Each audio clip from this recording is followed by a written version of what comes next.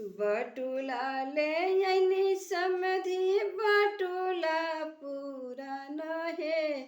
बटुला ले आइनी समधी बटुला पूरा न है।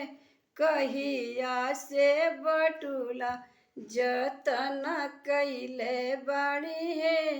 कहिया से बटुला जतन कैले बानी है। कहिया से बटुला जतन कैले बान।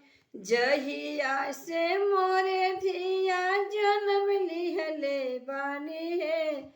जहिया से मोरे धिया जन्म लिहले बानी है।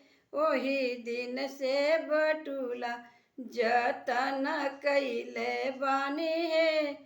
ओही दिन से बटुला जतन कैले बानी है।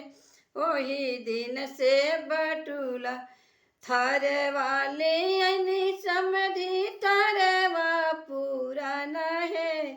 थारे वाली आइनी समधी थारवा पूरा न है। कहिया के थारवा जतन कैले बानी है। कहिया के थारवा जतन कैले बानी है। कहिया के थारवा जहिया से मोरे बेटी जन्म लिहले बाड़ी है।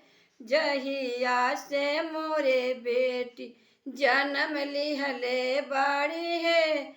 ओही दिन से थारवा जतन कैले बानी है। ओही दिन से थारवा जतन कैले बानी है। ओही दिन से थारवा लोटवाली आइनी समधी लोटवा पूरा न है।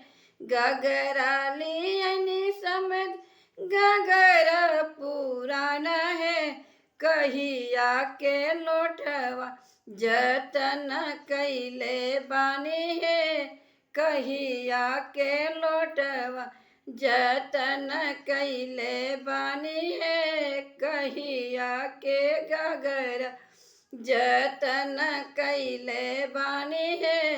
कहिया के गगर जहिया से मोरे बेटी जन्म लिहले बाड़ी है। जहिया से मोरे बेटी जन्म लिहले बाड़ी है। ओही दिन से गगरा जतन कैले बानी है। वही दिन से गगरा जतन कैले बानी।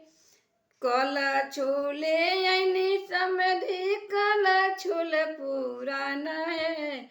कल छूले आइनी समधी कल छूल पूरा न है। कहिया के कल छूल जतन कैले बानी। कहिया के कल जहिया से मोरे धिया जन्म लिहले बाड़ी है।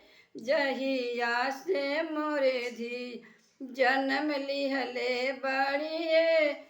ओही दिन से कल छूल जतन कैल बानी है। ओही दिन से कल छूल जतन कैले बानी। गिलास वाली आइनी समझ गिलास वा पूरा न है। कहिया के गिलास वा जतन कैले बानी है। कहिया के छिपिया जतन कैले बानी। कहिया के थरिया जतन कैले बानी। जहिया से मोरे बेटी जन्म लिहले बाड़ी। ओही दिन से कल थरिया जतन कैले बानी है। वही दिन से थरिया जतन कैले